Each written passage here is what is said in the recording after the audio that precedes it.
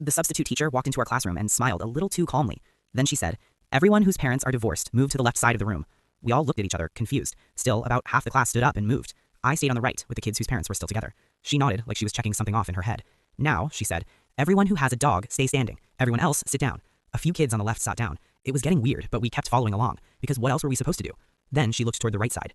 "Anyone who walks to school, move to the back of the room." Me and 4 other kids walked to the back. My stomach tightened. Why did she need to know all this? She paced slowly. "Back row. Anyone who stops at the corner store on Maple Street before school, stay standing." Only 2 of us remained, me and Kay. My heart started pounding. She tilted her head and looked at Kay.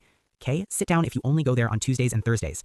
Kay hesitated, then sat. I was the only one left standing, alone in the back corner of the room. The substitute teacher stared at me for a long moment. Then she smiled. "Perfect," she said softly. "Everyone return to your seats." The class shuffled back, whispering, confused. She immediately started teaching math like nothing had happened, but I couldn't focus, not at all. Why did she need to know my exact routine? At lunch, I told my friends how creepy it felt. George said maybe it was some weird icebreaker, but Emma pointed out something that made my skin crawl. She never even told us her name.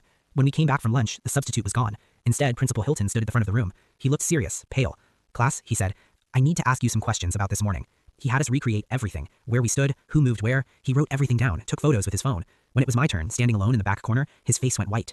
"Did she say anything to you specifically?" he asked. "No," I said. "She just stared at me, then told everyone to sit down." He immediately called my parents. In his office with my parents and 2 police officers, I finally learned the truth. 3 weeks earlier, a woman had robbed the corner store on Maple Street. The elderly owner, Mr. Lord, had suffered a heart attack during the robbery and died. The security camera was broken, but a witness saw someone in gray running away. Officer Hull explained. The witness also saw a middle school student walk past the store just before it happened. That student, he said, would be our only witness. My mom squeezed my hand. "You think the robber came to the school?" she asked. The officer nodded. "The substitute teacher didn't work for the district. She used a fake ID to get inside. We believe she was trying to identify which student could recognize her."